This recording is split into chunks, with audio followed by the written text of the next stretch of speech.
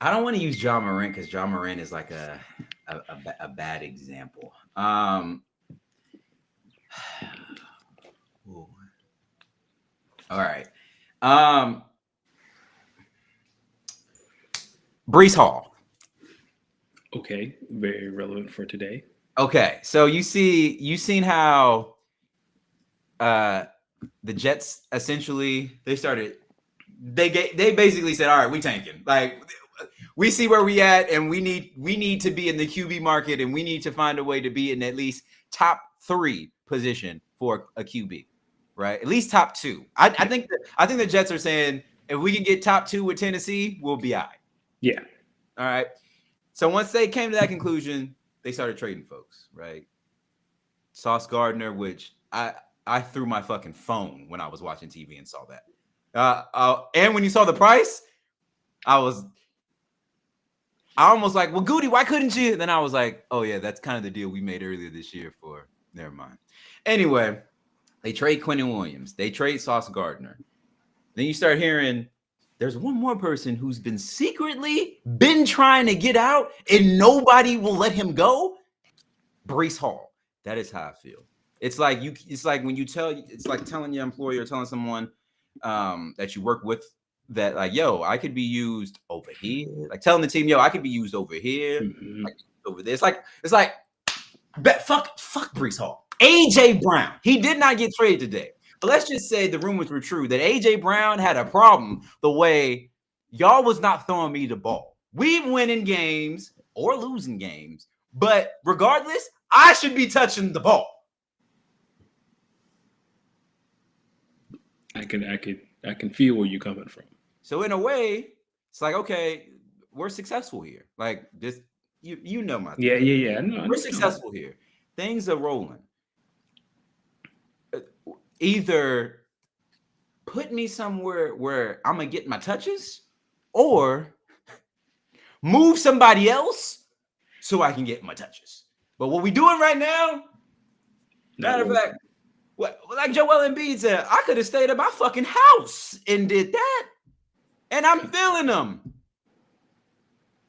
What do you do in that situation? Like, what do you do in that Mm, it's tricky. Excuse me. It's tricky, right? Because you just can't go ask for a trade. Because I too feel like I am in a similar. Nah. I'm in a different situation. But I've been where you've been. You know what I did? I got dirt on my boss and used it as leverage to get what I want. I ain't gonna do that. I ain't gonna do that. And when I say get dirt, they were wilding in an email, and I was like, "That's the golden ticket. That's it. Let's Oh, ca- you got to hit him let's with that. I can't do this anymore. This makes me feel. Yep, cash that motherfucker. Let's go." And I did.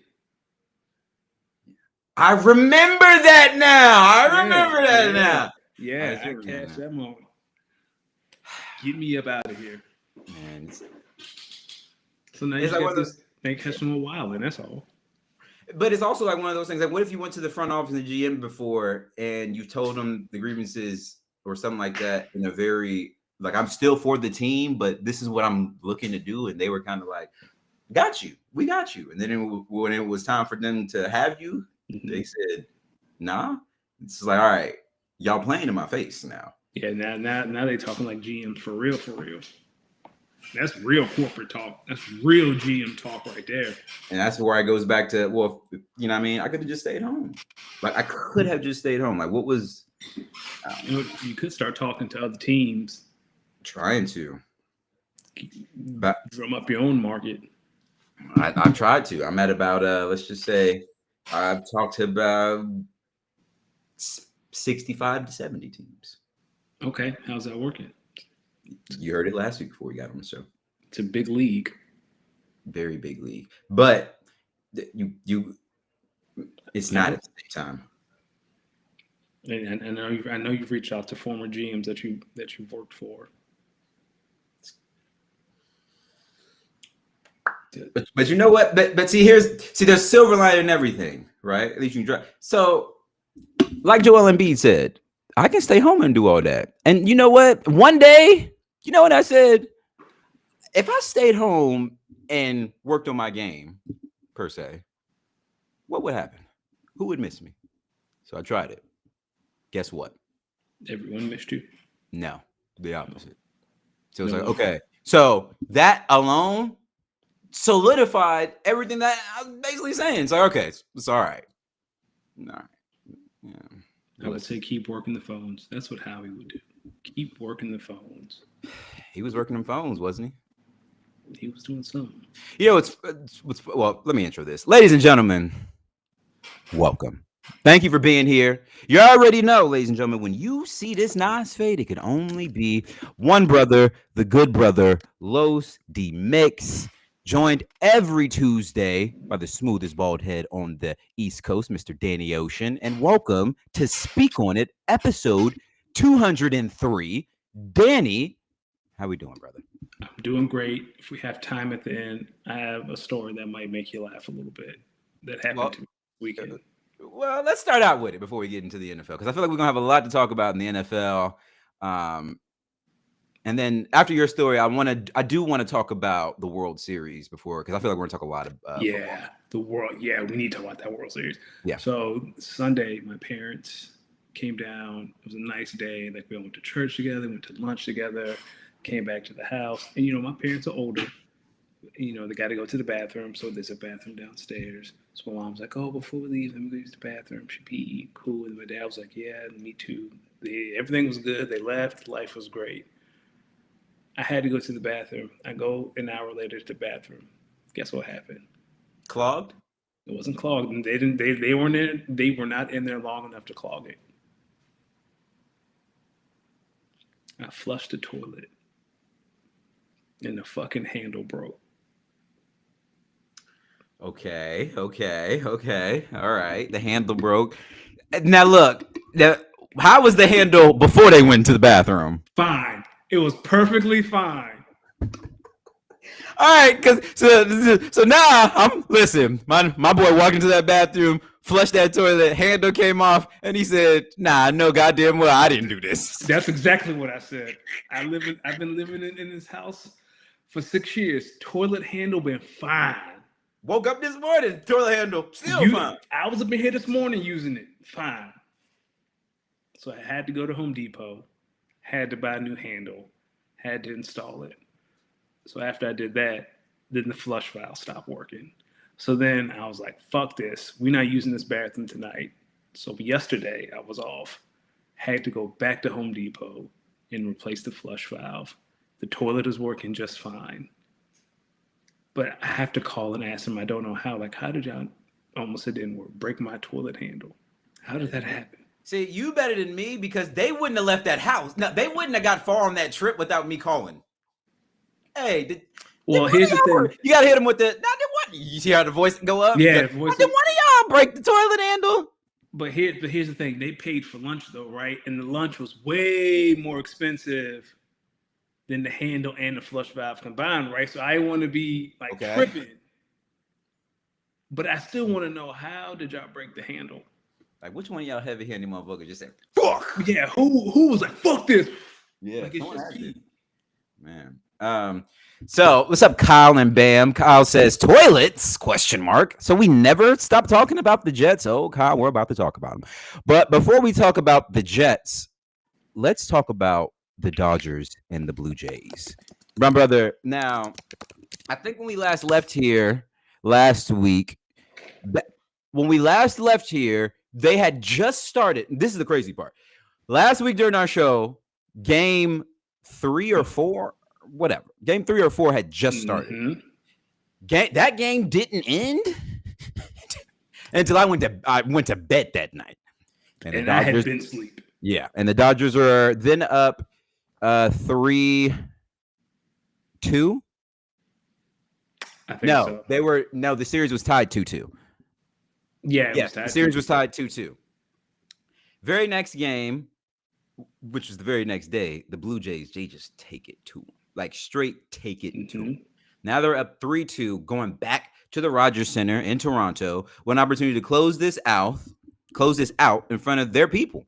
I mean, they were in LA for game. That last game they lost, they were in LA.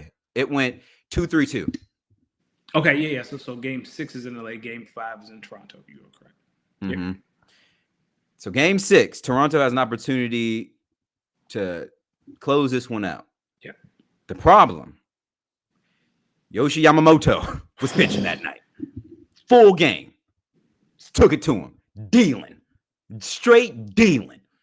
All right, cool. That was Friday night.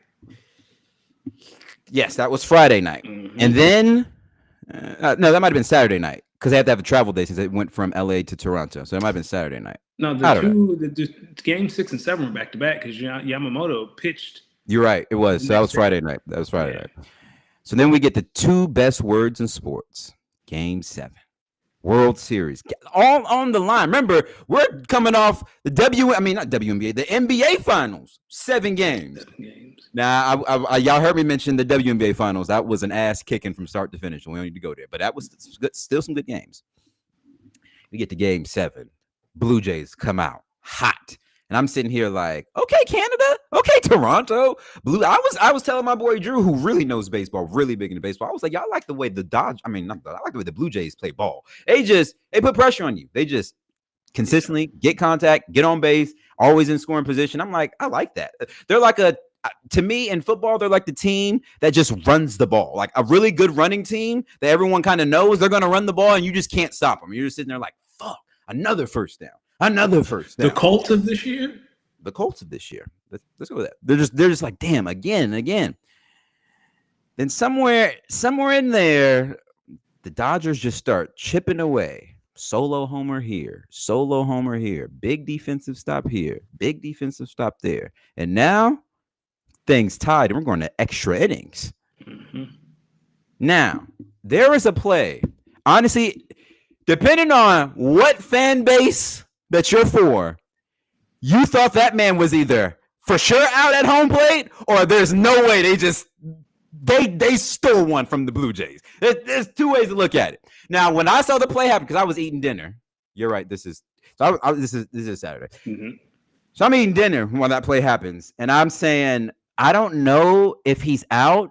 I literally said to the people I was watching it with in this little Mexican restaurant, I literally said, I don't know if he's out. But there's no way the league office is going to let this game end on that. You just can't. That's like ending. Really? I thought that would be the perfect way. No, that's like no. If he would have been safe easily, no, then I'm like, okay, makes sense. But with a review like that, I'm sitting there. I'm like, they're not going to let game 7 of the World Series end like that. That's like ending game 7 of the NBA Finals off free throws. Fuck that. No. Really? Or ending an NFL or ending an NFL game in a tie. Thank you, Las Vegas Raiders. Thank you. We'll get to them, but thank you, Las Vegas Raiders. Matt LaFleur. I'm on your ass today. So then we go into extra innings. Now, I ain't gonna hold you. I can understand if you're a Toronto fan saying we shouldn't even be going to extra innings. We should be fucking world champions right now. But it's okay. Play some extra innings. You know what I mean? Still got a chance. I think it was the 10th. It was the 9th and 10th inning. Nothing happened. Well, 10th inning, nothing happens. 11th inning, I am for sure the Blue Jays are in super scoring position. Like no. Top of the 10th. A man named Will Smith, and I ain't talking about the Fresh Prince, just booms it. Like, you know, in baseball, when you hear them make contact, and then that little time between them switching the camera angles to find the ball. So I'm just watching the ball and I'm like, I don't know, that might be out of here. Because you remember the game, every time someone hit it deep, yeet, give me that. Yeet, give me that. So I'm like, man, it's out of here, but they might get it. I'm like, watching it and it's like, oh man, that thing might go. And I was like, oh shit, that thing might go. And I was like, oh no, it's gone. So then they're up 5-4, and I'm like, yo, no fucking way.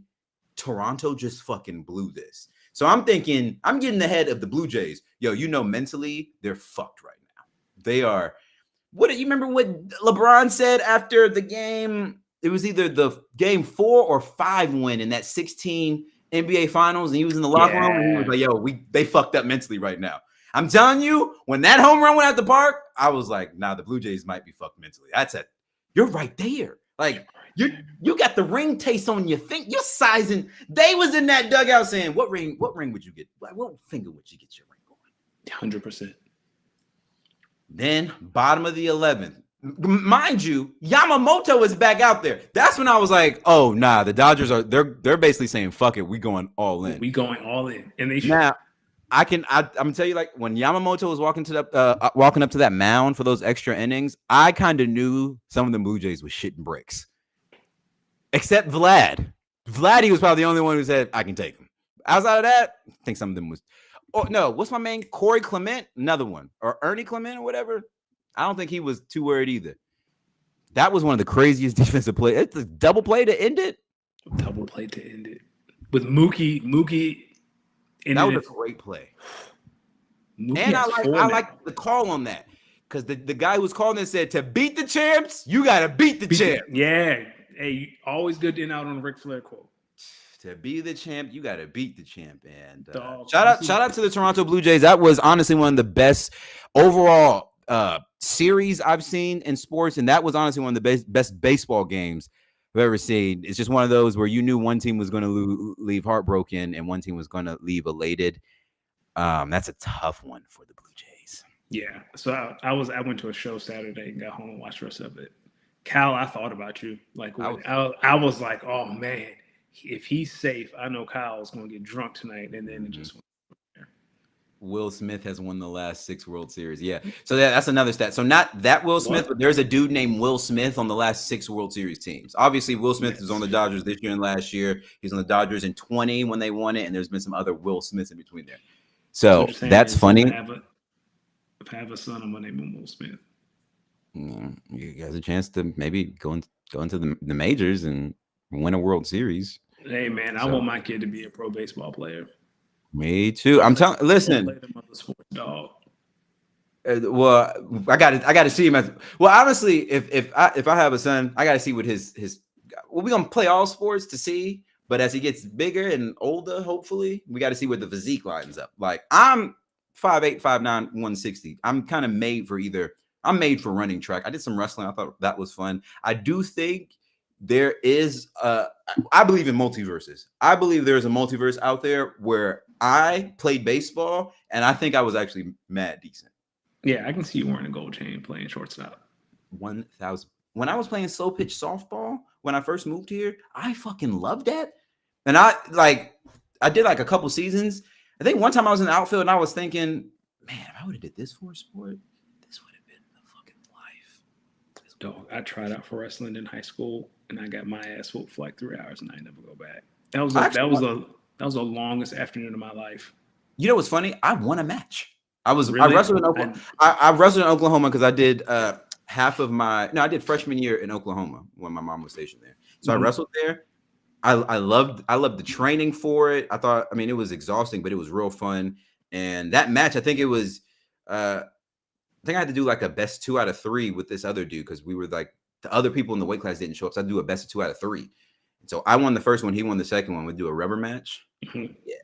I won. No, my homeboy, he and I were like the same weight. He was a wrestler for real. He's like, come to tryouts, I'll be there. Like, we can, like, I got you. He didn't show up. Like, he had to go somewhere else. So the dude I had to wrestle was like 100 pounds bigger than me. Mind you, I'm 250, 260.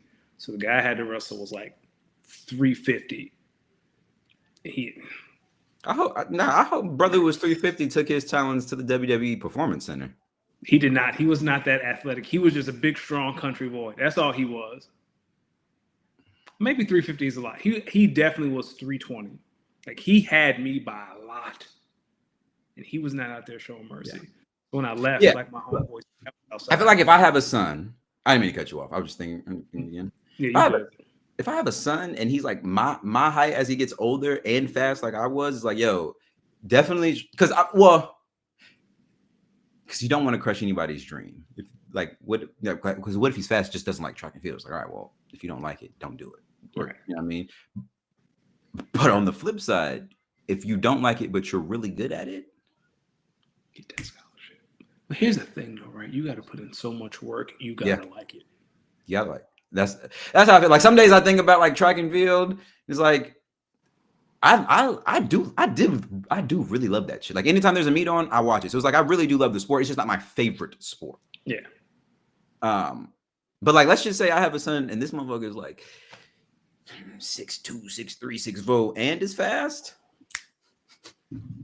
Put a bat in his hand. He- He or basketball. He ain't playing football. Or My son- football. Nah, man. Football's a car But see, here's the crash. thing: 6'3", 6'4" in the NBA is small. That's true. Here's the thing about football. They're big in football. 6'3", 6'4" in football is pretty big. So with it can't be too big to be a corner, too big to be a linebacker, or maybe a linebacker. So they're either going to be a D I think end. it'd be a big. I think it can be a big, fast corner or a big physical wide receiver. What corner in the league 6'4"? Man, there's some or safety. What safety is 6'4"? I think there's. Antoine Roll? All right, now I gotta look this up. Yeah, someone find me. Bam said I'm teaching my kid how to play sports and work in excavator. Yo, kid, that's a great idea. And Kyle said there's a Will Smith hockey player as well. He's a forward for his okay. organization. What are we talking about? One of your corners from last year who won a Super Bowl was 6 feet. Yeah, Darius Slay is 6 feet. you said 6'4". Antonio Hamilton Sr. is 6'4". Who is that? Jalen Jones is 6'2". Jalen Ramsey's 6'1". Okay, 6'1" is not 6'4". Those are All two right. totally different things. All right, let's go to Stat Muse. Yeah, find me a corner who is 6'4". Yeah, Bam said Kyle Hamilton. Kyle Hamilton might be 6'4". All right, current NFL cornerbacks 6'4". Harrison Smith. Okay, yeah, he's a safety for the Vikings. No, I know. It's like, is he really? I did not know he was that. He does not look They say 6'4". 6'2". I don't know. 6'2". Yeah. Well, you know how they be lying. Yeah, I guess they'd be lying. So. Yeah, they be lying to make you talk. Let me name some names off Stat Muse. Tony Jefferson, Jordan Poyer, Darius Slay, Jimmy Ward, Quandre Diggs. Darius Slay ain't no Darius 6'4". Slay, I don't know. He ain't no 6'4". He ain't no 6'4". Yeah, some of these guys. Yeah, exactly. Because a 6'4" corner don't exist. Jalen Mills, Eli Apple, Antonio. Eli Apple. All Yeah, right. yeah. Keep going. All right. You know, 6'4". You 6'4", they're gonna put your ass on the end until you go rush the passer. I mean, that's okay too. 6'4" might be 6'4" is a big linebacker. I think. How big was Ray Lewis? I don't even think Ray Lewis is 6'4". All right. So what if what if my son was like, yeah, 6'4" is actually crazy. Now I'm thinking about it. I'd basically have to have a baby with a basketball player. Yes, Ray Lewis is 6'1". Yeah, let me rethink that because I probably gave a wrong. Now 6'4" can be a massive wide receiver, 100%.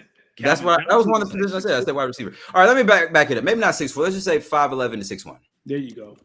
5'11" to 6'1", and you fast and you strong. You know, I'm gonna tell you. Go ahead. We can line you up. Or it can be a quarterback. Yeah. If he was 6'4", if he's 6'4" quarterback.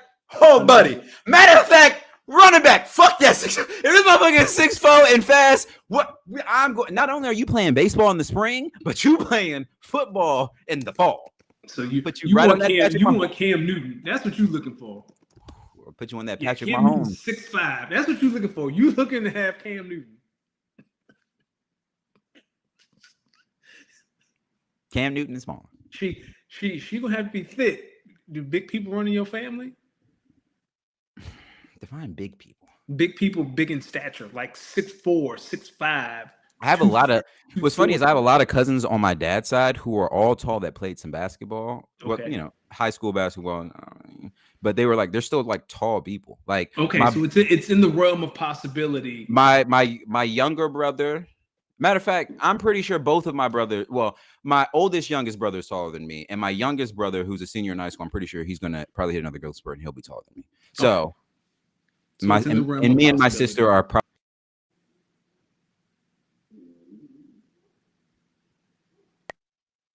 Which is crazy because my dad's kids, I'm the only one that was athletic. So maybe that height, the lack of height was like a good thing. Or maybe your kid gets the perfect blend of height and athleticism to be Cam Newton, because Cam Newton, Bam's is massive. That's a big man. Yeah. No, if I have a kid that's 6'3", 6'4", and is fast, we get him strong. My brother, you are playing quarterback. You're gonna learn how to read these defenses. Yes, you don't have defense gonna learn how to read you.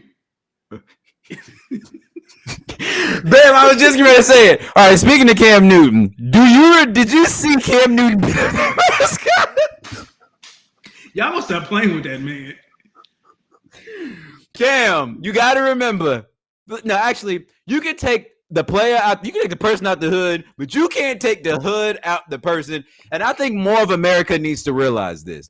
There are a lot of folks that you don't know came from some hood-like environments. So sometimes their reaction is like an instinctual habit based off of their environment. So sometimes when some of these people might slap the shit out you or say some shit off of some playful shit that you did, it's because they don't do that where they from. No, from where they're from, that is a sign of disrespect. Damn, that is a great point. He did. And here's the thing about Cam: if he willing to wear some of the stuff that he be wearing out in public, what do you think he willing to do to you? Like, you don't wear stuff like that if you're not ready to beat somebody's ass. Man, I didn't even think about that. Yeah, because I guess Cam's probably like, who the fuck gonna say something to me? I'm Cam Newton. Who gonna say something to me? And if they dumb enough to say something to me, this is like the third time Cam Newton had slapped somebody in public. Y'all gonna learn. And y'all gonna stop. In public, I'll be like, nice to meet you, sir. And some of y'all be starting fights with people you know you're gonna lose to. On purpose. Don't do that. That ass whooping ain't worth it. No, it's and I also found out just because you civilly sue somebody for some money does not mean they actually got to pay you that money. No, they don't.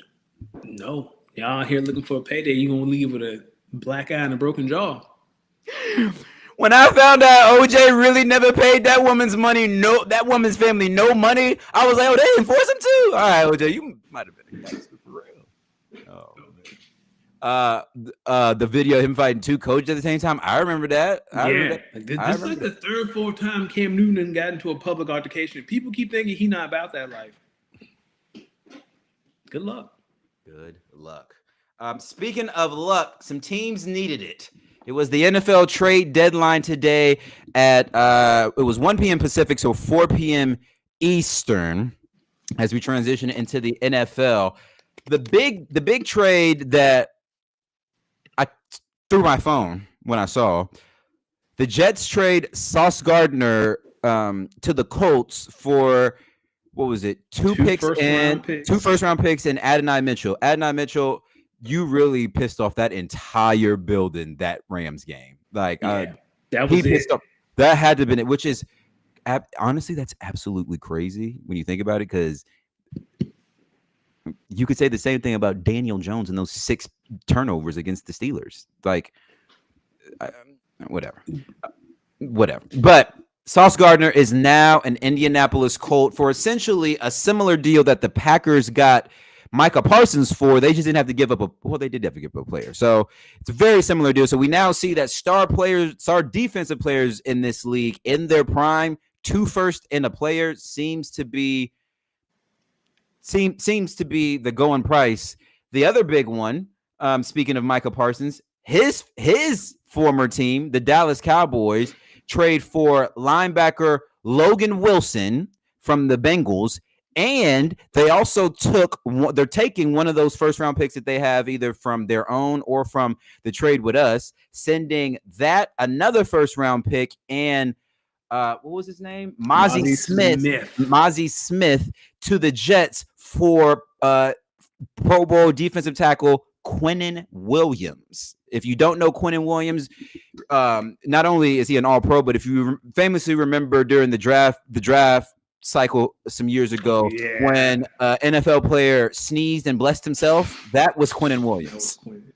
And shout out to people who bless themselves when they sneeze, because I do that all the times. So, you know. What are your thoughts about the trade deadline? Obviously, there are some other ones. Rashid Shaheed to the Seahawks, Jacoby Myers to the Jaguars. I think the Eagles got Jalen Phillips from the Dolphins. They also got who else? Jair Alexander, which I kind of chuckled at. The Ravens got Draymond Jones from the Titans after losing some. I think the Chargers traded for a lineman. Yeah, the Chargers traded from a lineman from the Saints, Brandon Penning or something like that.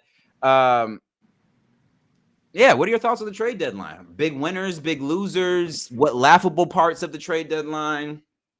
Well, I think if you're the Jets, right? The Jets got a bunch of first and second round picks for the next 2 years. Like, they're in position for this rebuild. So good for the Jets for noticing when they tear it down. I'll say for the Sauce deal, and the Colts going are in, Sauce has already signed his extension rights. So Sauce's new money starts next year. So you don't have to worry about signing him to a new deal. You know your cap hits. I think it's like 37. You know you're going to have to pay Daniel Jones this offseason. So like for the Colts, I like the aggressiveness of going all in. I think Sauce is rated as one of the best corners in the league by ESPN, like in regards to tight windows. Like throwing to him is throwing to a tight window. I think he's 54% of the throws his way are tight windows. So he's still got it. The Quinn Williams one. Laughable. If Michael was still there, this would be an amazing trade, and I'd have no issues. But see, here's the thing that's what makes it laughable. Jerry, let me get my Southern voice on. Mr. Jones. Now, Mr. Jones. Now, I told you back in the offseason when you traded old Michael Parsons over that unless you go out and do something with these two first, I don't know why you would do that. Now, Mr. Jones, as I evaluate the trades you have made today and with the Packers, the one thing that is clearly visible, Mr. Jones, I think maybe about 2 weeks after week 1, you kind of said to yourself, I wish I would have just paid Michael and we could have been dealing with some other issues. Now, I don't know if Michael Parsons would have helped that horrendous secondary room that you got. Because here's a stat. Essentially, every quarterback that plays the Dallas Cowboys, they have by far, by golly, their best game of the season. And it is, and you ain't got to believe me. Look at the Cowboys games that they've played and their quarterbacks, and look at the stats. They're having their best games of the season against them here Cowboys. That's America's team now. And America is about defense. That's why we pay our military all that money, Mr. Jones. And your defense, they couldn't stop up. Well, I ain't going to say it not on this broadcast, but they couldn't stop something that Sean McDermott said in a team meeting. That's how bad they are. Now, Mr. Jones, you went and traded for a defensive tackle after you've already traded for a defensive tackle that you now have to pay when you could have just paid the defensive end that you had and sent the one first round pick for another defensive tackle, maybe not of the same ilk of a Quinnen Williams, but something similar. And now, Mr. Jones, you got a disgruntled linebacker from the Bengals, an even worse defense. And you have a defensive tackle, all pro, that you're going to have to pay, which don't make no sense because you could have just paid Michael. I love how you call him Michael. This might be the best bit on the show. It could have just paid Michael. Now, I don't know if this makes the Cowboys defense that much better because I watched that game last night. And when we get into the fantasy section, I'm going to tell you why that game last night gave me one of the best feelings in the world. But I watched that game last night. Now, the only thing that was stopping Jacoby Brissett from dicing up that Cardinals defense was if Kyler Murray would have played. Because won't nobody stopping Jacoby Brissett. If he wanted to throw it, he was throwing it and he was getting it. And there was some times they was getting to the quarterback, that Cowboys defense. They was getting some sacks. Yeah, they got a couple sacks, yeah. But when they needed to get off the field, you know what Jacoby was doing? Dotting them up. And I don't think that's going to change much. But at least you'll be able to stop the run and stop that tushy push. Allegedly. Maybe. Here's the thing. Jerry traded Dak because he didn't think Dak could stop the run and he didn't want to pay him. Quinn Williams' cap hit over the next 2 years, if I'm not mistaken, will be higher than Micah's cap hit for the Packers over the next 2 years. Wait, say what? Quinn Williams' cap hit for the next 2 years, I believe, is higher than Micah's cap hit to the Packers for the next 2 years. And that is all you need to know about Jerry Jones and the Cowboys. That's all you need to know. You could have just paid him. You could have just paid Micah. Then not only did you trade Micah, you turned around and paid Deron Bland, who got cooked so bad last night, his own teammate was on the sideline like, God, did you see CeeDee Lamb's reaction to Marvin Harrison cooking Deron Bland on that touchdown, go find CeeDee Lamb's reaction. All right, you talk while I do it. Yeah, back to the trade. That tells me all I need to know about the Cowboys. You essentially traded, what was it? Is it Micah, Mazi? Yeah, you see it? That's your highest paid corner. That's your highest paid corner. Bam, I don't care if Micah's a podcaster. Do you think Dallas fans would rather be 3-5-1 with that defense, or maybe potentially have a better record with Micah's podcast and someone who can rush the passer? Because I don't know if they still might be 3-5-1 with Micah. That is very much the case. But I'd rather be 3-5-1 with Micah than 3-5-1 without him. And here's the other thing I would say. I believe that having a quarterback is important, Mr. Jones. But if you're going to go all in on the offensive end, your quarterback got to keep you in every one of these games. And what I have noticed, you start looking at some of them losses, as soon as they play a decent defense. And for them, they have to score touchdowns on every single drive, and that is not sustainable. Yeah, not at all. That's not like the Cowboys legitimately have to score touchdowns every single drive. What's the average NFL game? 8 possessions? Yeah, 8-9 possessions. Yeah, like yeah, there you go. Kyle got the numbers. Micah Parsons' cap hit in 2025 is $19.2 million. Quinn Williams is $21.75 million. But for the Cowboys to be successful, I'm sorry, yeah, those are the 26 cap hits. They have to score. If you get possessions, the Cowboys have to score touchdowns on 7 of them. It's not that's not sustainable. I don't even think the Colts are doing that. That's the offense in the league. So they can't do that. So they say.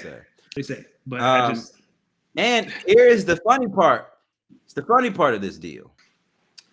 So they made, and the Jets were smart about this. So the Jets have the right to the better of the Cowboys' 2 first-round picks. So they have ours, and they have ours in their own. So should the Packers go on a run, which I think that basically is like this: the Packers make the playoffs and the Cowboys don't, which is the way that looks. They get the Cowboys pick. Correct. Now, if the Cowboys and the Packers don't make the playoffs, which I can tell you right now, if that happens, Matt LaFleur. But if that happens, then it just depends on the better one. But here's what I do think will happen. The likelihood. The Cowboys will be a top 12 to 13 pick, and the Packers will be anywhere between 20 and 32. Yeah, 20 and 32. And so Kyle added some extra context. In 27, Parsons' cap hit is only $1.3 million more than Williams. So like that whole trade just contradicted everything Jerry said back in August. Yeah, that was a trade out of pride that makes no sense from a business team standpoint. I know Stephen Jones. I know Stephen Jones probably argued him down on this. Here's the thing. I know it's fun to make fun of the Cowboys, but I like to think there are real football minds in that room that had to have said, Jerry, what are we doing? Like, we can figure this out. You can just never talk to him again. But we gotta pay him. Here's the funny part. I imagine they're on the phone negotiating with the Jets, and they agree to the first round pick to the Cowboys. And I can imagine Jerry saying, you know what? I'll do you one even better. Whichever pick is the highest, I'll give it to you. Just unpromptu. Like, I hear you on that. I think the opposite. I think last night, because I don't know if you saw his he said last night we were working on another trade. I think I think before that game, the trade was both of our first round picks. Period. They're 2 first round. Yeah, wait. So it ended up being a 2026 second and a 2027 first in Mazi Smith. So they get the Cowboys second next year, and then in 2027 they get. Oh, so it's our 20. It's our 27. Our first round pick from next. From the Micah, because y'all gave 2 first rounders for 26 and 27, right? Yeah. So the 27. Okay, so they're talking about the 27 one. Yeah.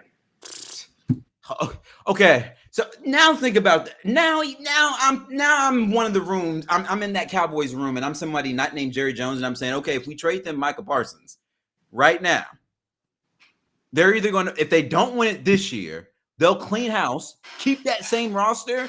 They'll be damn close next year. Yep. Insane. Just as much as I love to hate on the Cowboys fans, I'd be so sick right now. Here's a hypothetical. The Packers' 2 first-round picks end up at 29. Basically, 2 losses in the NFC, like losing an NFC Championship game this year and next year. The Cowboys' second-rounder next year ends up as the 42nd pick, and their first-rounder in 2027 ends up number 16. The Jets could be picking 16th next year. Yep. And I think the Jets have another. They have 3 firsts in 2027. They have theirs. They'll have the Cowboys and the Packers, and then they'll have one from the Colts because the Colts gave up 2 ones for Sauce. So the Jets got 3 first-round picks in 27. I feel like the Jets scouting department went to some games, some college games. Oh yeah, and they said we got to get this guy, and he comes out in this year. We got to make sure we have the ammunition to go get him if we need him. Because who are the quarterbacks this year? It's not going to be Arch. Arch ain't going nowhere. I think the guy Mendoza from Indiana, the kid from South Carolina. No, he was at the beginning of the year, so that's Anthony Richardson. That's the next Anthony Richardson. He should go back to school. Like who's coming out this year? Honestly, I don't know. But what about the kid from Ohio State? I think he's young. Or you put yourself in position to get Jeremiah Smith. That's 27. That's when he comes out. So, The Jets. What else you think about that game last night before we go into the rest of Week 9 in the NFL? I love how Troy Aikman. The thing I love about Troy Aikman, when he broadcasting the game in Dallas, he gonna shit on Dallas as much as humanly possible. He not gonna hold his tongue. He gonna say what he got to say.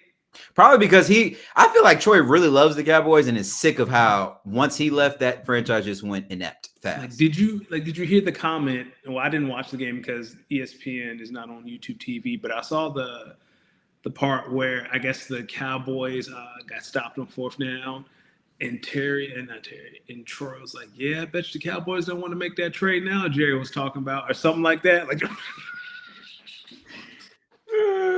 Oh wait, hold on. I got. Hold on. Yeah. Hold on. I got this real quick. Just nasty work, man. I'm sorry. I'm not sorry, Dallas fans. Fuck y'all. This is what y'all deserve. But I'd be livid. There we go. Jerry Jones made some news earlier today on SiriusXM, the Stephen A. Smith Show. We certainly have made a trade, and we may make a couple more trades before that deadline. We've made 1. We possibly could make 2 more. Out there, but not willing to name what the trade was. Look at him. That'll come out tomorrow. Yeah, he may want to cancel that trade. I don't think one player is going to make a difference for this group. Here's a handoff again to DeMarcado. He's able to bounce off look the at that. pile and get a first down over the right side. And in Jerry's defense, I mean, he said as much himself. I mean, he said that a week or so ago with regard to his own defense. There have been so many players, whether it's Trey Hendrickson or somebody else, that's been linked. What you got to say, he Troy? said, I don't think one player is going to make a difference. They're beyond that right now defensively. There's no question. I mean, if you're talking about Trey Hendrickson, he was on this defense last year in Cincinnati. I mean, that was the equivalent of what we're watching here tonight, and he couldn't change their fortunes. Nah. Why he sitting that shot at Trey Hendrickson like that? It's like, that brother was on a just as bad defense last year. That shit ain't helping. What the fuck are we talking about? Oh, Troy, look, because you know what? I bet you Troy feels like, yo, I could have a few more rings if this motherfucker's pride didn't get in the way of breaking up some good teams. Dog, every time Troy Aikman broadcasts a game, for some reason, he never in the suit jacket. Like, Joe Buck, he always dressed in and Troy just Booted. he's sweating through it. He got on his tie. Like, what's going on in the booth? Why he so hot? Listen, but I'm noticing a lot more of these, a few more of these little broadcasters. They're doing like the dress shirt and the blazer, maybe not too fancy. You know who always? Mike Tirico always dressed in that. Well, he's a white man. No, he is Italian. Yo, Mike Tirico, stop saying that bullshit, man. Stop saying that bullshit. He said he Italian. No, Mike Tirico, brother, you laugh. I don't get you know what? I don't get them type of skin folk of us. Like you just gotta look at him as like, no, you're not. It's Magic Johnson has AIDS, and then it's Mike Tirico calling himself Italian. The two. Oh, and Donald Sterling is somewhere laughing his racist ass off at Steve Ballmer right now. You stole my team from me. I just said racist shit. This motherfucker is actually doing illegal shit. He out here circumventing the salary cap. All I did was say Magic Johnson had AIDS. Oh yeah, all I did was say Magic Johnson. Oh, Pablo Torre. Let's talk. Let's talk about another team who shouldn't be talking. The Green Bay Packers. It's so funny because you remember what I was saying last week. I said, you know what? This is the game that Green Bay. It's one of them games for Green Bay that it's gonna piss me off. I knew midway through the first quarter what type of Packers game this is going to be. I know this is the NFL. I know everybody who you see on Sunday, they get paid to play, and at some point, most of the 53 men that you see on the field on Sundays, most of them were the best football player in their state or on their team at some point. Yep. Okay. I get that. Can we put a pin in that? That is the reason why no college team will ever beat an NFL team. Proceed. Yes, I hate that argument too. But man, if you call yourselves contenders, if you have this mindset that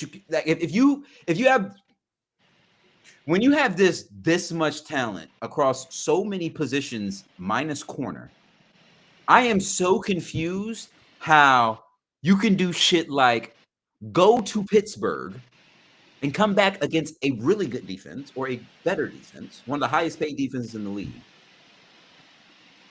Come home to play Carolina and play down like that. It was the Browns game all over again.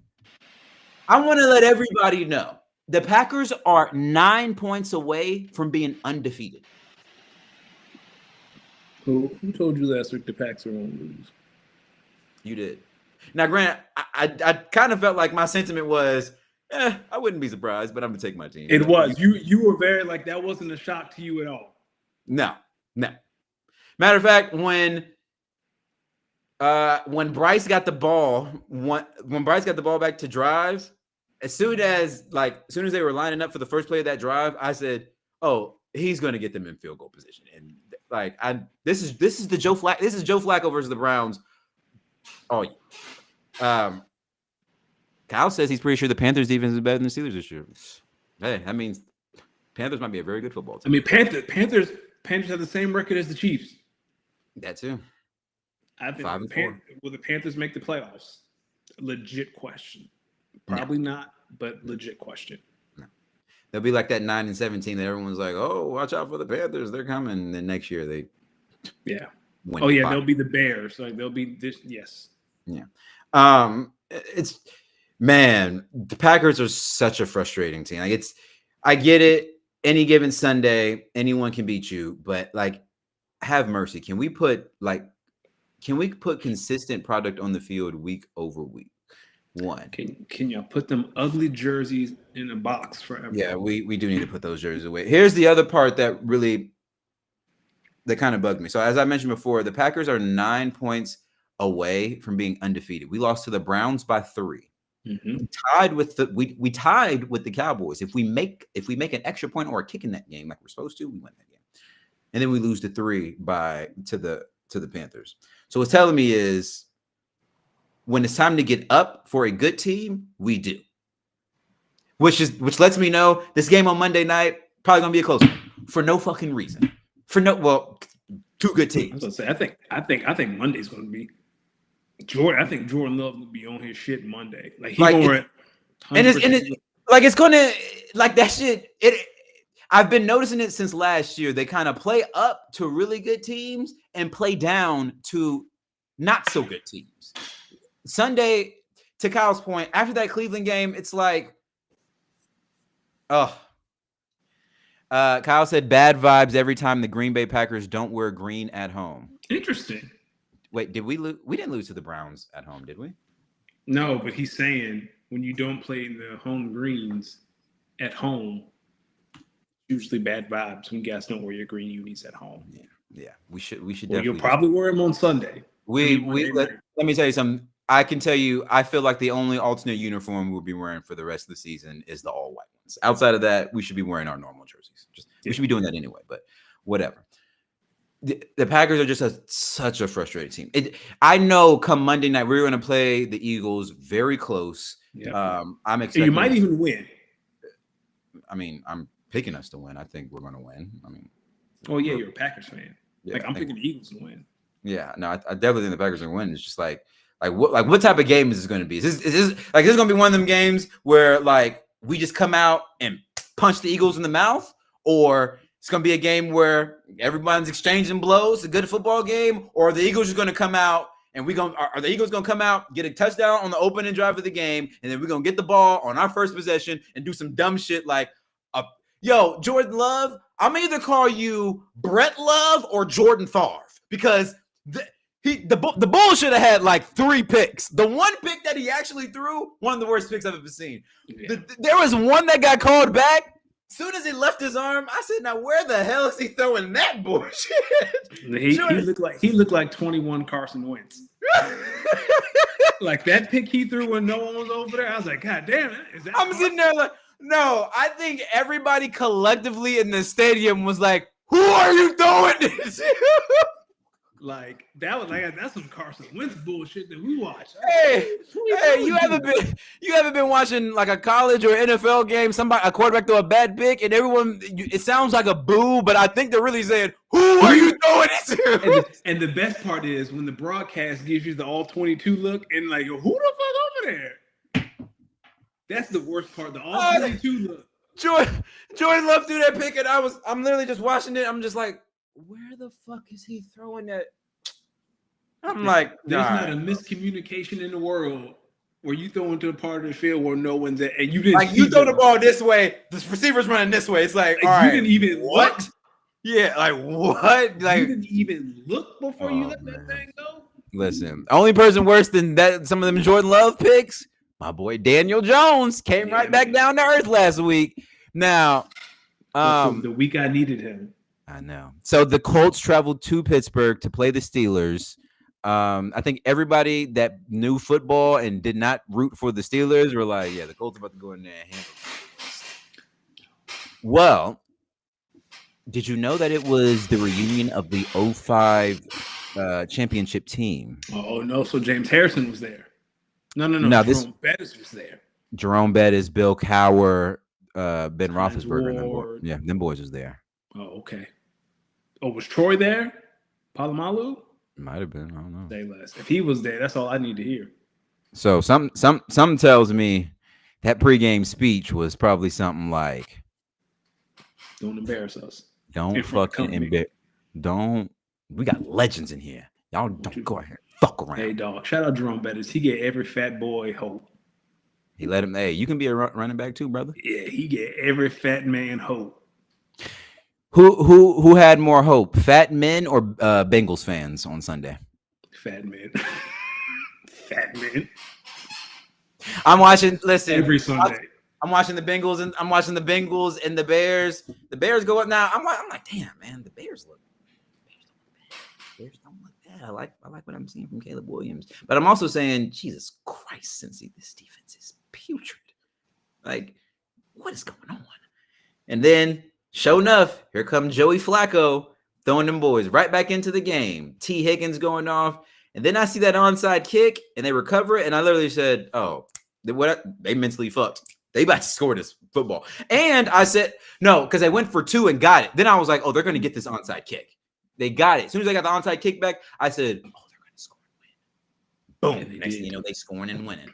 And I'm like, all right, look at the Bengals. Like, look at the Bengals. They're fighting. They're trying to give Joe Burrow a reason to come back. And 20 seconds later, yo, what's crazy is even if they make that tackle on Colston Loveland right there, I don't think Cairo Santos misses that kick. He doesn't. The fact that that pass was completed was all that needed to happen. Yep. He bounced off. There are 3 people there to make the tackle, not a 1. He just runs over, and he's a tight end. So y'all let the all right. Look, I understand Jamar and Chase. I mean, Jamar Chase and Chase Brown. Like, I understand the fact that the fact that he said that on camera, I can't imagine what he said. He was like, get one fucking stop. Like, Jamar got caught candid coming off the field. All right, man. But Chase Brown looked that camera dead in the eye. Did they find him or something? I'm sure they did. You can't do that. Yes, sir. You can't talk about one side of the ball like that. Because if anyone on that offense ain't got nothing, shouldn't be saying anything, is Chase Brown after the season he's given us. Hold on. If he hasn't got fined, he'll get fined very soon. Let's see if he got fined. No, but he did get fined. He did get fined. What was it? He did get fined last year for jumping into the famed Salvation. Oh, I remember that game. Bengals, Cowboys. It was Monday night. Jamar Chase goes crazy. Chase Brown jumps into the Salvation. Oh, that's the one when Devontae Smith. You remember he put on the ski mask and robbed it. Yeah. So believe it or not, he was fined. He appealed it and won. So fun fact. It's good for him. But he won't get fined for this from the team. No, I don't think he will. Let me tell you something. I think the state of that Bengals locker room is bad. The fact that Zach Taylor's going to be fired because he can't hire a competent defensive coordinator it's not funny.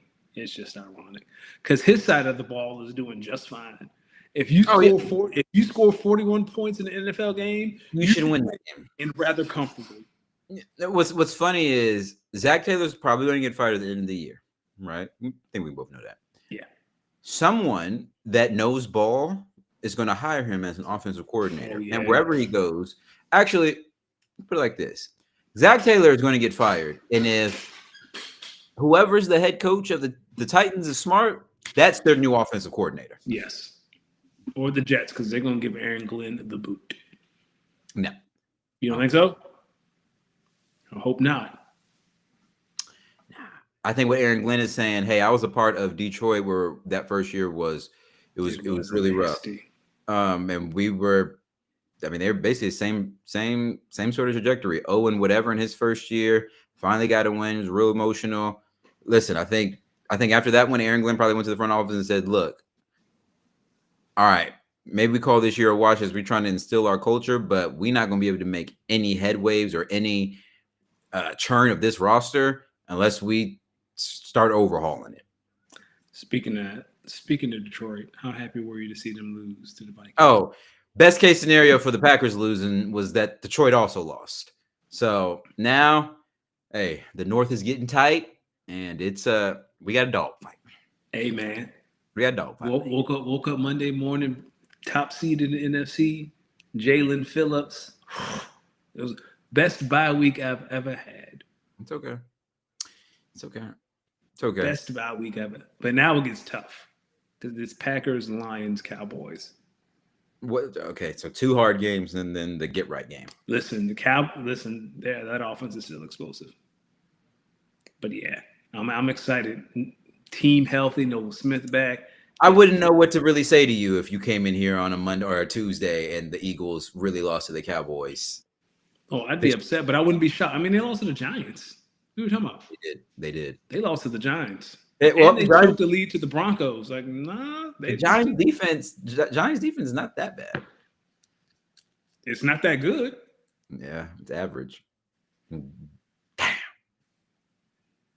Poor Zach Taylor. Get it together. They're gonna get it together.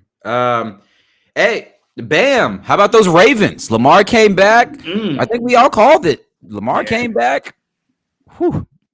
If you ever wanted to talk about MVP, right? Like, what is the true definition of MVP? It's Lamar Jackson. It was funny. like that's night and day. So I want to get your thoughts on this. So in one of my group chats that I'm in with Bam, one of my fantasy group chats, Bam was making a hard case that Lamar still has an argument for MVP this season. No, he does not. That's what I said. But He's he missed said too many games. he was basically like, if you look at what our most valuable player is, look at the Ravens without him and look at the Ravens with him. 100%. Bam has a case, but Bam is smart enough to know that the MVP is not. That's not the definition. The MVP is usually the best quarterback on the 1 or the 2 seed. So then Drake May. Yeah, Drake May, Josh Allen, Jalen Hurts, Jonathan Taylor's in there, and Patrick is always in there, no matter what. Okay. You should take Jalen Hurts out. Why? Here's the thing about Drake May and the Patriots. Love what's going on there. They've beaten a bunch of tomato cans. Like, Yes, what's their win? The Bills? the Bills. That's it. That's their win. On the Everything road. else has been tomato cans. The same thing's happening with the Bears. Like this Drake May MVP talk is cute. Love that for them, but be for real.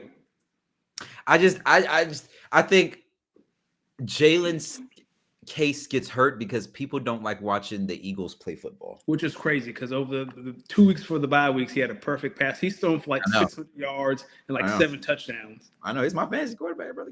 Like, but I think the general consensus is everyone's like, all right, Eagles top 2, 3 team in the NFC. We can easily, but people got to. I think when people got to turn on y'all's games, it's like, nah, this is one of the worst watches. Easily. You know who has more push touchdowns than Jalen Hurts this year? Josh Allen. Josh Allen, after the Bills complained all offseason about health and safety. Crazy. Fuck you, Sean McDermott, but that's okay. Because the Eagles will take care of Buffalo next month. I ain't worried about it. Like, some franchises, particularly in one, in Wisconsin, we hold strong. We ain't doing that bullshit. Yeah, I have done that bullshit with Tucker Kraft.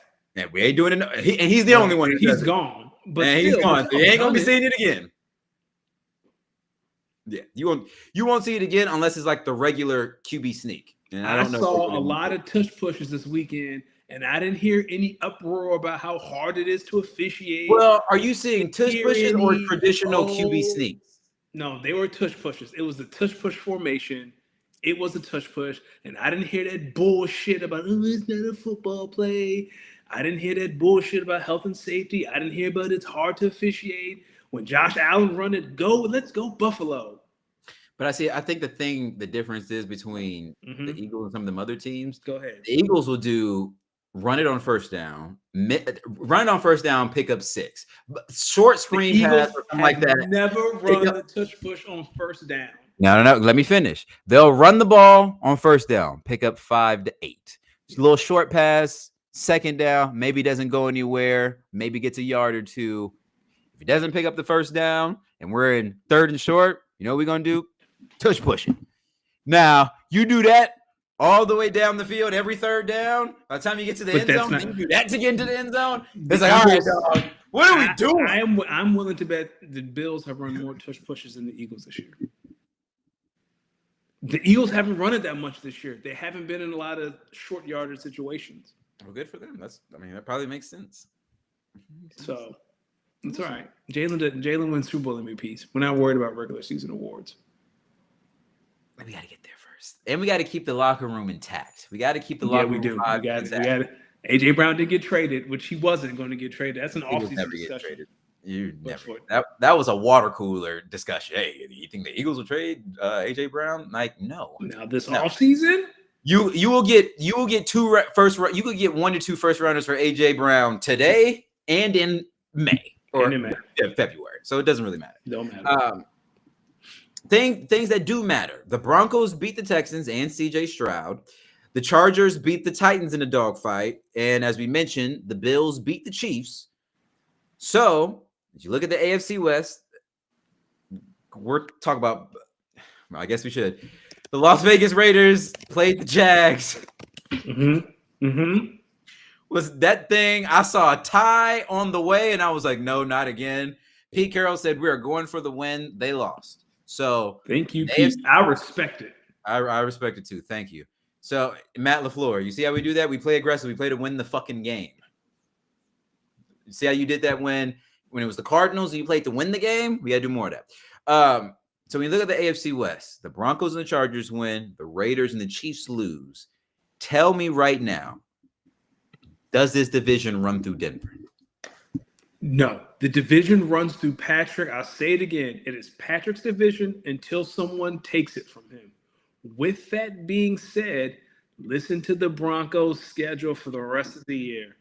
The Raiders at home, the Chiefs at home, the Commanders in D.C., the Raiders in Vegas, the Packers at home, the Jags at home, the Chiefs in Kansas City, and the Chargers at home. So you got the Chiefs twice, the Chargers, the Packers, and the Packers. Like those are the only and the Chargers. The Chargers are gonna play them hard. So that's 3.5 hard games.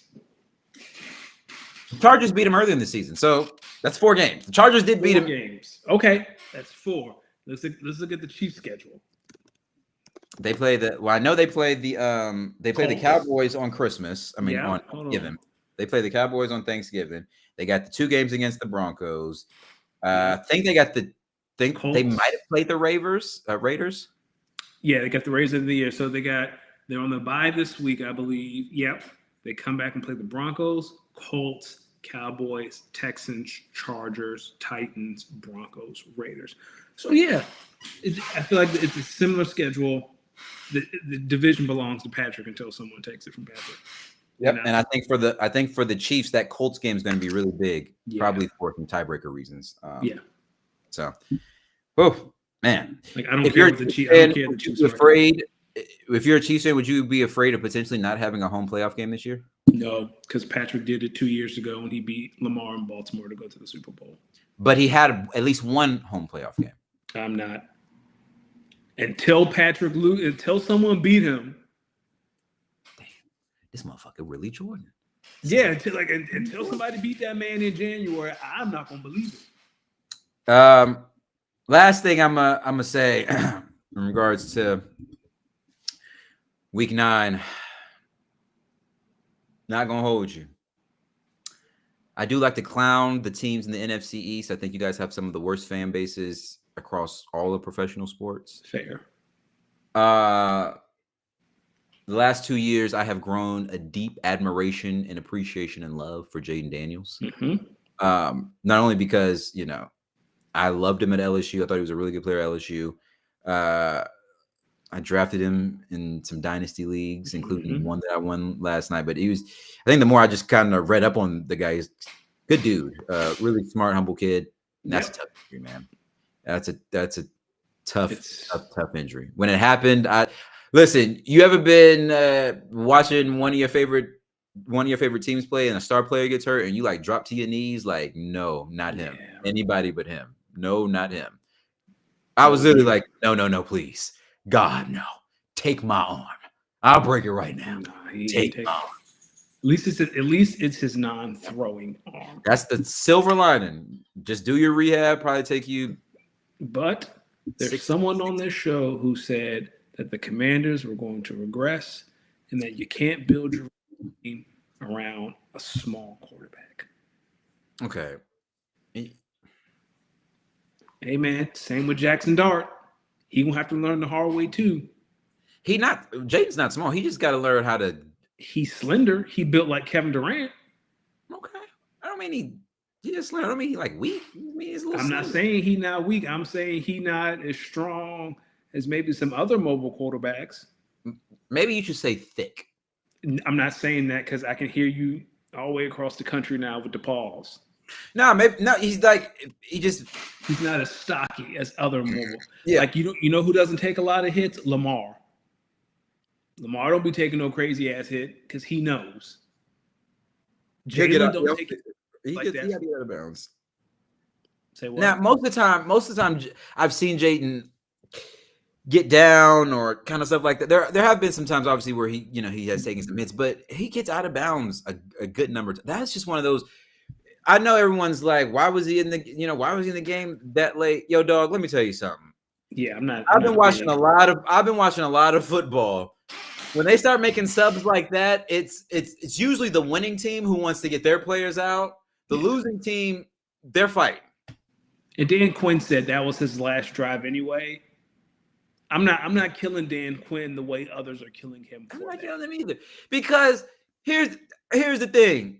Yo, last week, let's just say last week, the Jets start taking Justin Fields out because they're down 17 with a couple minutes left. Like, you just don't know in the NFL. You just don't know in football. So, like, what happens if Jayden scores that touchdown, then they get a defensive touchdown the very next play off a turnover, and that's 14 points. They're right back in the game. So, I'm with Kyle. It bummed me out the rest of my Sunday night. I was just kind of looking at my looking at fantasy teams like, man, this is it's nasty work, man. It's a nasty business. I guess we can go straight into the from there to the pick'ems and then to fantasy. But I have Jayden Daniels in 3 leagues, 2 redraft, 1 dynasty. I'll start with my redraft league. In the redraft leagues that I have him in, my backup quarterbacks in 1 league is what's my man's name? Indiana Jones. So my backup quarterback is Daniel Jones. So I'm gonna play Daniel Jones next week because I think they're gonna bounce back. But boy, I'm already looking for another QB. And in the other redraft league I have him in, my backup quarterback was Drake May because people just left him on the board. Good. I'm okay there. But boy, my dynasty league, my backup quarterbacks are Spencer Rattler and Aaron Rodgers. When's the trade deadline? What's your record in that league? I'm like 5-4. Okay, so you can make a trade if you want to. I don't know if there's a trade that's gonna get me a QB like I need. They don't have to be great. But I got Aaron Rodgers, so it's like one of those things where it's like, all right, I just need this fucker to throw touchdowns now, and they're gonna be doing that. But Godspeed. You gonna do these pick'ems? Oh yeah. Speaking of pick'ems, man, you had a great week last week. You literally spoke it into existence. You said, "I got to beat you by 4 games to make this." Well, actually, hold on. What's 9 plus 4? 13? Yeah. We got to add a loss to our record. We both took the Cowboys last week. Yeah. And now here we are. We are both 57, 48-1 because you went 9-4 last week and I went 5-8. So we're right back in. I said either you gonna take the series or I need to catch up. So you great calls on the Bears, Panthers, Patriots, Bills, and Seahawks. I don't know what the fuck I was thinking. Well, you didn't know Daniel. Well, the game was over before he snapped his arm. So. Oh man. All right, let's get into it. So Thursday night football, kicking this thing off in Denver. The Raiders traveled to Denver, my brother. Tell me you think the Raiders can steal a win on a Thursday night. The Raiders got to win at some point, but it ain't on Thursday. Not the way Geno throwing the ball with Pat Surtain running around. Yeah. I'm going to take the Broncos on this one. I don't know if Pat Surtain's back yet, but I do think this Broncos defense is going to shut down some stuff. Now, I don't know if you saw on that 2-point conversion, somebody asked Geno, like, what was he looking at when he saw that throw? Something. And he was like, that's football, brother. Geno, count your days, brother. He's talking like Jameis Winston now. Count your days, brother. He talking like Jameis. Jesus. 2 teams that took bad losses now get to think about how they're going to turn around in Berlin. The NFL Berlin game, Falcons Colts. I wouldn't pick the Falcons on U.S. soil. I damn sure not gonna pick them on foreign soil. Give me the Colts. Oh man. Go ahead and talk yourself. Go ahead and fall into that trap. Talk yourself into Michael Penix. I'm gonna take the Colts. I'm gonna take the Colts. Yeah, listen, let me tell you something. Sunday, we're gonna revisit. I think Atlanta may have had one of the worst off seasons ever. That year, they both drafted Michael Penix Jr. and paid Kirk Cousins because both might have been terrible decisions. Kurt is old and can't move around in the pocket. Michael Penix. All right, I'm gonna say something. Oh, buddy. Michael Penix better be lucky that there are quarterbacks like Jalen Hurts, Patrick Mahomes, Lamar Jackson, Jordan Love, because Michael Penix, he might be the reason they say y'all cannot play this position. Michael Penix gonna bring back Jim Crow. Michael Penix gonna bring back that. Now I just don't know if anybody if they smart enough. I don't know if anybody but a Watt can quarterback a football team. I don't know if they're smart enough. Yo, do you know the Patriots did some shit where they was like clapping to simulate his snap count, and they snapped the ball, and he thought there would be a penalty. Well, that is the penalty. You can't, as a defense, you can't do that to an offense. That's crazy. I did not know that. Yeah, that's a penalty on the. You can't. That's why you don't hear defensive linemen calling out cadences. You can't do that. That's crazy. Nah, that's fucked up. Have you seen some Falcons games recently this season? I've seen a lot of Falcons games in my life, and they all end the same. No, I'm talking about, have you seen Michael Penix play this year? Yes. Michael Penix better be lucky Drake London is on his team, because Drake London's making it incredible. Hey, Drake London, dog. Drake London won me. We'll talk about it in fantasy. Drake London, dog. Drake London, I know he's just wishing for a little bit better QB play. I know he's trying. Let that be a lesson, AJ. You can get all the stats in the world and lose. You can. Yes, Bam. He might be. I mean, he listen. Amen. Now here's a game that I think on paper one team should win, but I'm gonna let you know right now. I fully think the Giants are going to beat the Bears. I thought so too. I was going to pick the Giants. I'm picking the Giants for sure. I was going to pick the Giants. Well, we got to go different somewhere. Give me the Bears. Because here's the thing. I want to pick the Giants. All right, that game on Sunday, the Bengals won it. I mean, the Bears won it. Good for them. How the fuck you blow that type of lead and that fast? How you collapse like that? Yo, for it. Now, Caleb Williams, listen, somewhere I know there have been some days Ben Johnson has went home and just said, I had fucking Jared Goff. I had fucking Jared Goff. Who would have thought? I had fucking Jared Goff, man. Who would have thought someone would have uttered that? Man. I kind of want to pick the Giants, too. I'm going to stick with the Bears, though. You think the Dolphins can hold up against the Bills in South Florida? We can go ahead and breeze by that one. I'm going to take the Bills. Here's the thing. This is the type of game. That game on Sunday is the type of game that'll make the Bills go down to South Florida and completely shit the bed. 1,000%. Matter of fact, I feel like the Dolphins beat the Bills last year. Are you changing your pick? Hold on. If Josh Allen is the MVP, the streets want me to believe he is. Man, this Hawks game is boring. Oh my gosh. All right. Bills. All right. So not only am I wrong, I'm super wrong. Yuck. Oh, they got throttled. All right. So Sunday of November 3rd, 2024. We all know the Buffalo Bills. They beat them earlier this year. When they played in Buffalo last year, the Dolphins lost 27-30. And when they played in Miami last year, the Dolphins lost 31-10. So I'm wrong. I'm definitely going with the Bills now. Here's one that's going to get either ugly or funny. Ravens versus Vikings. Give me the Ravens because J.J. McCarthy, the biggest fraud in the NFL right now.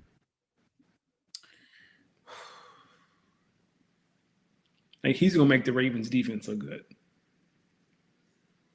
My Ravens defense is not good, but it got better last week. They're starting to get some people back. Like, Kyle Hamilton is going to have J.J. in a chokehold. But Brian Flores' defense might really get after Lamar Jackson. They might, but listen, I'm going to take the Vikings on this one. I'm actually going to take the Vikings on this one. I don't like it because I don't like the Vikings. I'm not going to bet against Lamar. You fucking kidding me? Give me Lamar. I'm not betting against black QBs after that thing. Now that tirade I just went about Michael Penix Jr. You think I'm picking the white man? You can't. Give me Lamar Jackson. You know what? Listen, Cleveland. I'm gonna let you know now. They just traded away half the goddamn team. If you can't beat the Jets, Pack it up. back it up. I'm going with Cleveland on this one. Yeah, me too. Give me the Browns. Here's a good game. Yeah. In Tampa. Bucks, Patriots, the Tom Brady Bowl. And I hope he's calling this game.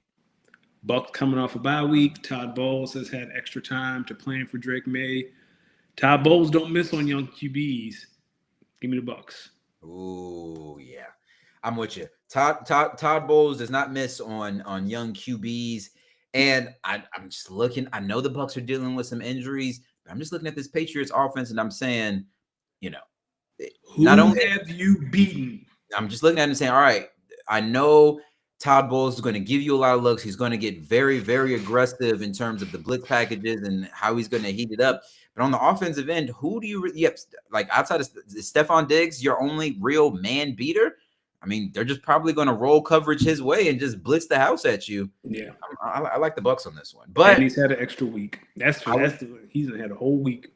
I will say, if the Patriots are able to, run the ball, they might be on to something. If the Patriots win this game, then we can have a discussion about Drake May. Then I'll entertain it. I agree. Hey, Saints versus Panthers. Panthers, good football team. They just beat an even better football team. Panthers are a good football team. Panthers are a good football team. They are a good football team. Hey, Saints, they ain't coming marching in today, brother. They ain't coming marching in today. Do you think Jacksonville goes to Houston and gets a win? Yes, I do, especially if CJ Stroud is out. Give me the Jags. Jacoby Myers will be there. I don't think he'll know enough of the playbook, but, I mean, Travis Hunter's out. Brian Thomas Jr. really isn't fitting in well. Like, Jacoby Myers could go in there and get 9 targets easily. Yeah. Easily. I like the Texans to hold up. Give me the Texans. Give me the Texans. I think they're going to have to lean on that defense. They're going to secondary. Yep. Yeah. Yeah, I think they're going to speed up Trevor Lawrence. And,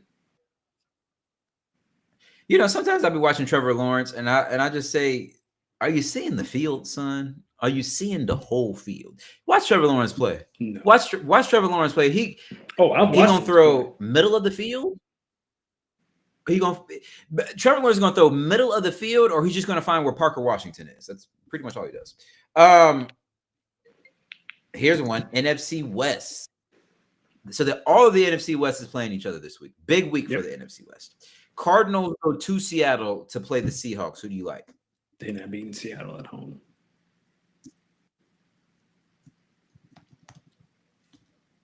Man. But the Sam Darnold implosion is on the way. It's on the way. I like the Seahawks here just because I do think they match up well against the Cardinals, but I hope everyone's ready for when Kyler gets – I think Kyler might get inserted into this game. Oh, you think they'll bench? Because Jonathan Gannon said he's going with Jacoby. Yeah. What you going to do when Jacoby throw 2 picks in 2 quarters? That's fair. And y'all down 21-7. Rams versus Niners. This is gonna be a good one. I'm gonna let you know. I'm gonna go with the Rams. Okay, I'm going with the Niners. The Niners always give the Rams trouble, always, and the Niners. And I wanna. What week did they play? What week did they play earlier? Was it 2? Was it week 2? Because it might have been. That was the Thursday night game, wasn't it? It was a Thursday. Thursday night games. So it was week. It might have been week 4. It was week 5. So let me, because I want to see something. Because I think we might have had these same picks last time. So that was the 2nd of October. So that was probably 198. Let's see, brother. Let's see. No, maybe it's 199. Let me check it. Wait till that. Kyle said that they'll be talking about Michael Penix on the Dynasty 6-pack this week. Make sure to check that out. Oh. Wait, no. Eagles Giants. When did the Eagles play the Giants? All right. No, I'm 1 week off. Or am I? Yeah, wait, that Kyle said 49ers. Kyle's with me. The 49ers win because Shanahan always beats McVay. Always. Doesn't matter who's hurt. Doesn't matter what's going on. He somehow finds a way. Might be on to something. Man. Man, do I really want to do that? But the Niners did just lose Michael Williams, and I don't know if they went and were aggressive enough during the trade deadline to replace him. So I'm going to stick with the Rams. With the Rams. They did. The Niners did beat them earlier, but it was only by 3.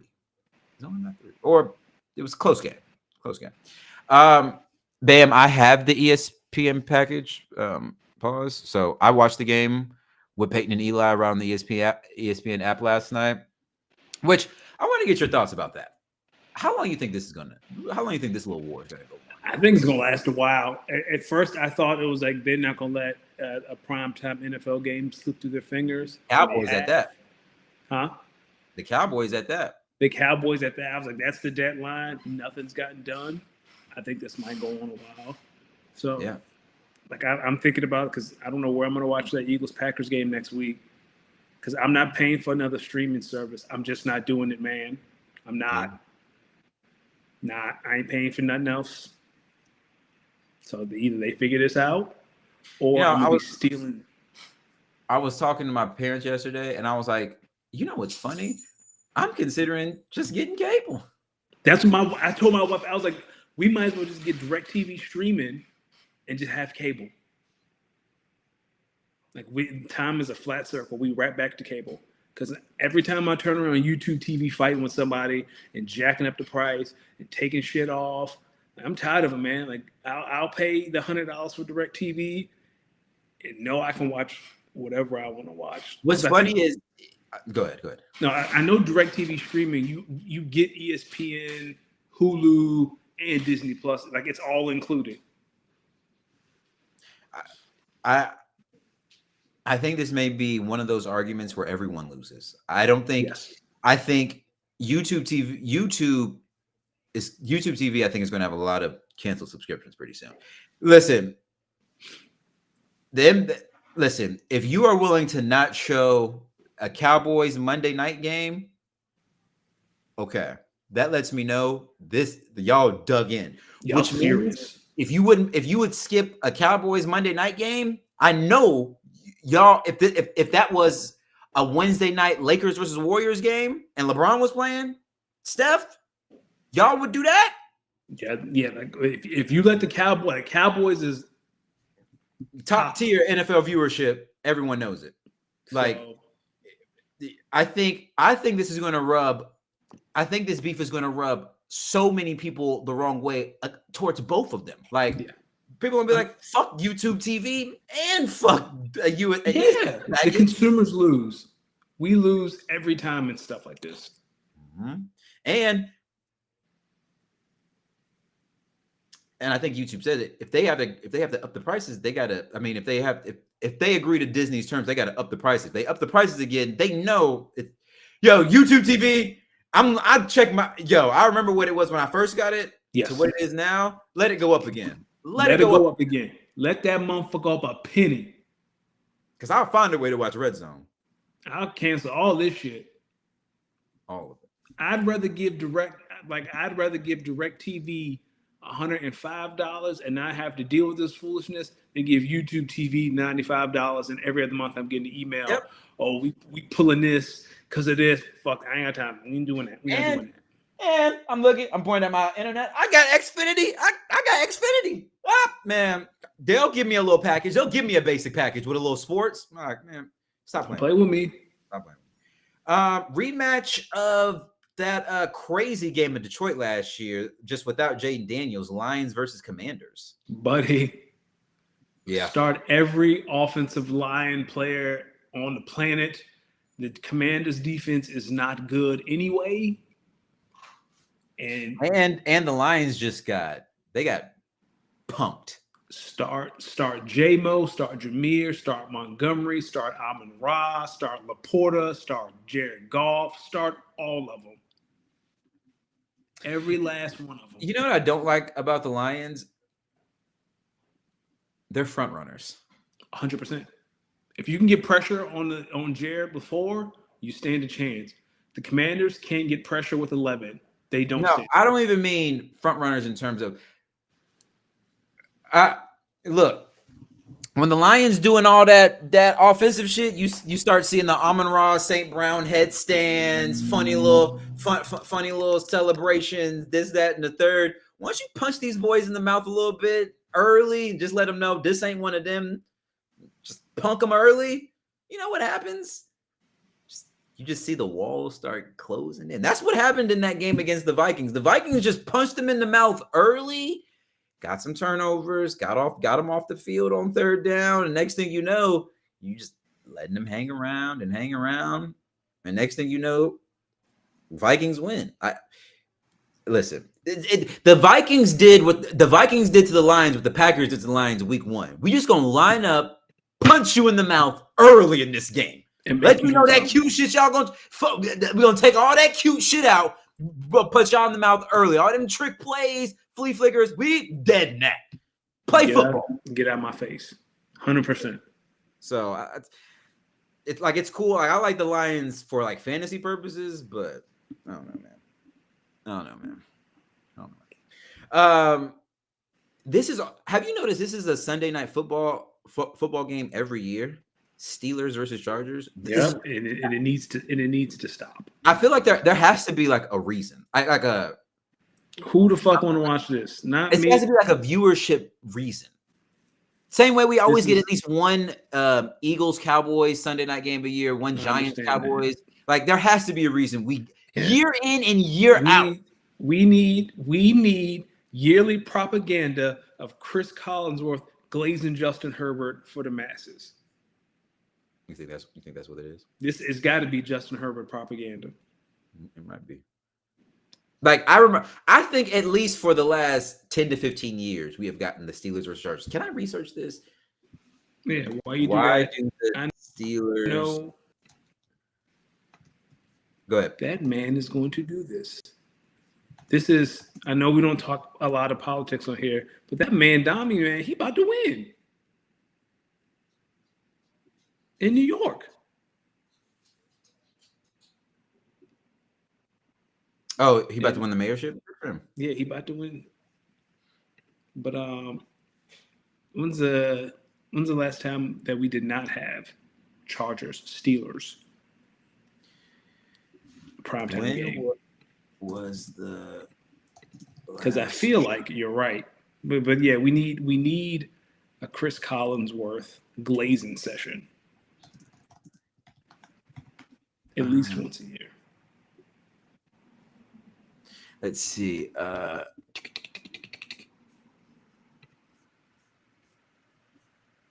can't find it. Kyle. Can't find it. Kyle might be able to find it. They're always in Sunday night. All right. Steelers versus Chargers. Who you like? Give me the Chargers. Really? Give me the Chargers. Um, Aren't they coming off their bye week too? no, they played the Titans last week. They played And the Titans last week, and they and- barely won. Yeah, give me the Chargers. Chargers got a lot of offensive line woes. That's why they made the trade today.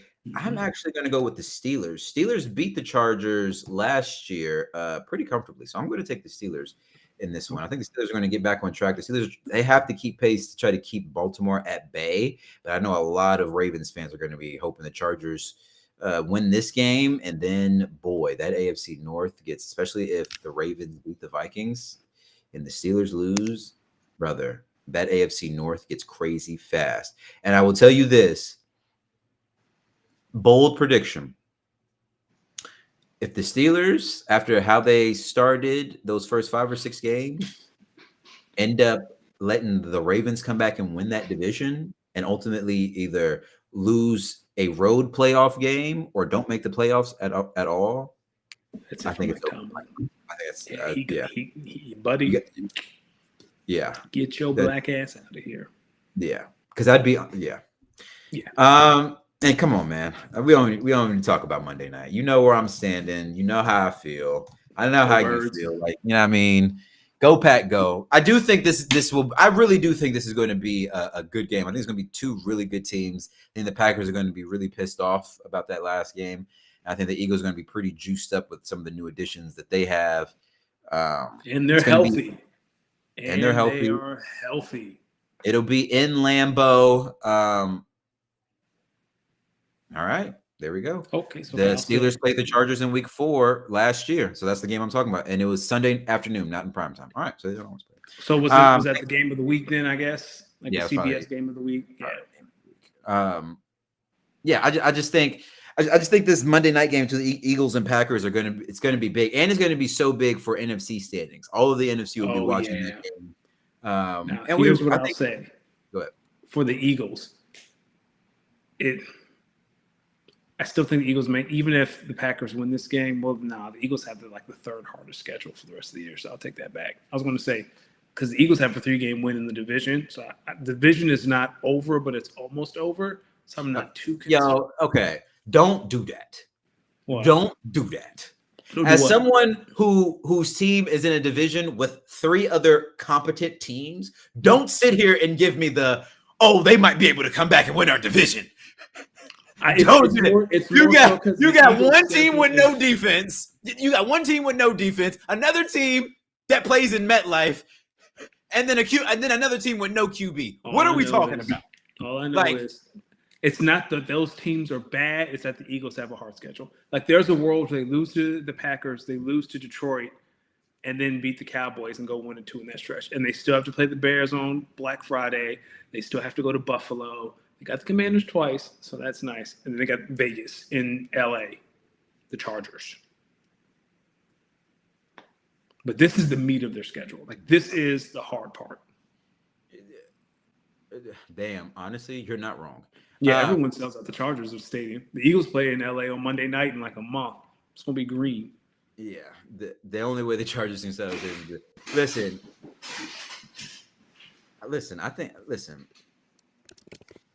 Let's make and Kyle, I want your thoughts here, Kyle. Would you rather Jalen Hurts beat you with his arm or worry about Saquon? LOL. What a crazy question. Y'all learn. Don't worry about it. You want to go through these college pick'ems really quick? Yeah, we can do We can that. end with fantasy. All right. Another we had a pretty close week last week. I beat you by a game, so I still have a 3-game lead, so I'm 64-45, you're 61-48. 11 games this week. We got some good matchups.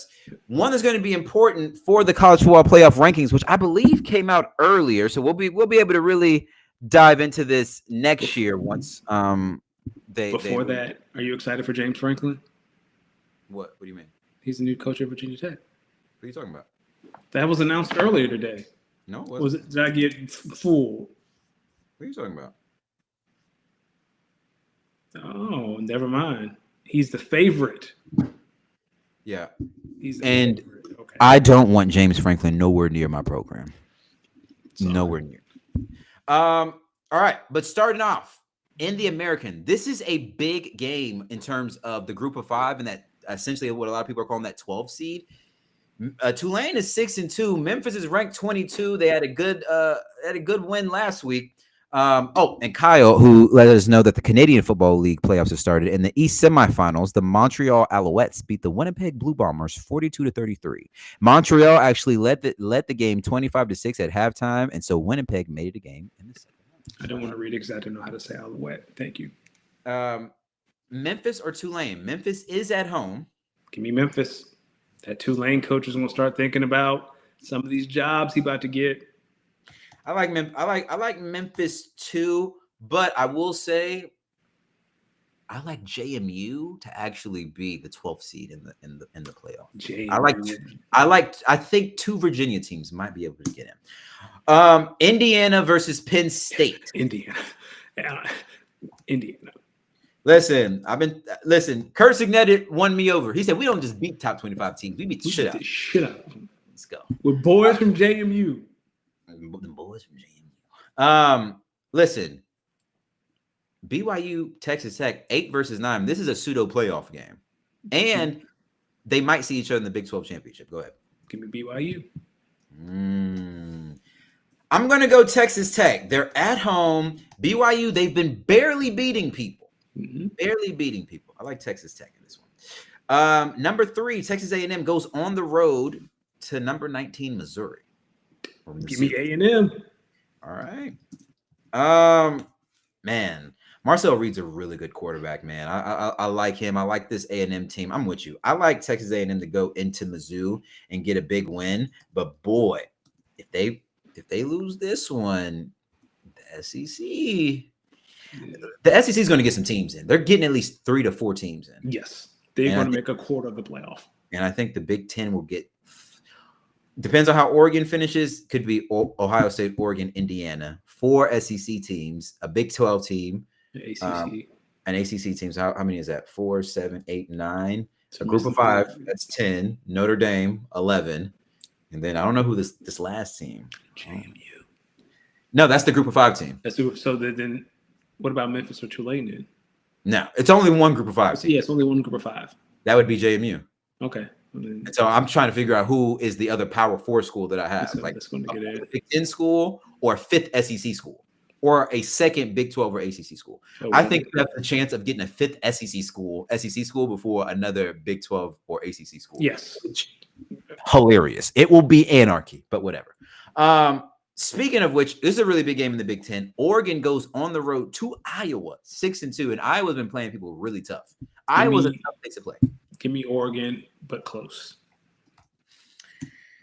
I'm up 3 games. I'm going to use 1. I like Iowa to hold down home field advantage. Yeah. I like it. Here's one. Duke versus UConn in football, and they both actually have decent records. Give me Duke. I will never. Last time UConn football was good, Dan Orlovsky was there. I put this on here, but I knew who I was taking. All right. Now, after they went and sent this brother Brian Kelly with his bags out that parking lot and recorded it, do you think LSU walks into Tuscaloosa and beats Alabama? Fuck no. I wish we had. I know we got to go. I wish we had more time to talk about this LSU coaching search because, buddy, the governor has inserted himself. Yo, damn it. I knew we should have started with that. Yo, do you know what I think happened? Because LSU's a state school. So when they got to talk to that buyout, they had to come up to him. And he said, we got to pay him how much? He was probably, he basically said, this AD, he won't be picking a fucking quarter. He ain't picking a coach again. He said that AD is the same man who got that job for Jimbo Fisher and that buyout. He got Brian Kelly. This hell no. He said all these big coaches have the same agent. They ain't running that shit on me. Not running on me. Nope. We're gonna find a different way to give y'all these contracts. If you win, you'll get paid. Boy, just go hire Ed Orgeron. That's Excuse me. Bomani Jones did the same thing. San Diego State, who's 7-1, 6.5-point favorites, going to Hawaii, who's 6-3. Give me Hawaii. Hawaii has low key. Too bad all their games start at 10:30 p.m. on the East Coast, but Hawaii has been good this year. College football is good when Hawaii is good. Oh, that's San Jose State. I was thinking of. I'm gonna go San Diego State. I'm gonna go San Diego State to win this one. Here's one. Wake travels to Charlottesville. UVA, they're asking to lose a game. They are asking to lose a game. They are. But it won't be this week. Wahoo wah. Give me the Who's. It's been like 3 or 4 straight weeks where I always pick the opposite team and they keep winning. Wait, go ahead and pick Wake Forest if you want to. Give me Wake Forest on this one. I'm not picking no who. Honestly, this game usually is one of the biggest games in the ACC. Now it's all right, one of y'all might not make it to the locker room after this one. FSU 4-4, Clemson 3-5, 2.5-point favorites at home. Come on, you believe in Dabo? Yeah, I believe in Dabo on this one. I believe in Dabo too. Clemson is really, really good. Like Clemson, I'm not really good. Clemson's a good team. Dabo, you got to embrace the transfer board, brother. You got to embrace it. You got God and Jesus ain't gonna help you win football. He's not. All right, last one, which is really big in the ACC. Number 14, Louisville versus Cal. Cal got to come across the country. Give me Louisville. Did UVA and Louisville play? Yeah, UVA won, I think. Or do they play later? I know UVA played Cal last week. Let me see when UVA plays. I think they have played, though.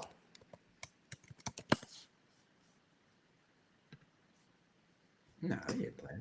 No, they didn't. So they're playing the ACC championship game. Yeah. No, I was like, no wonder Virginia has such. No, they played Louisville and they October 4th and they won 30-27. Okay. So Louisville, yeah, they have to win out to. All right. Yeah, so UVA has Wake, Duke, and Tech. That's it.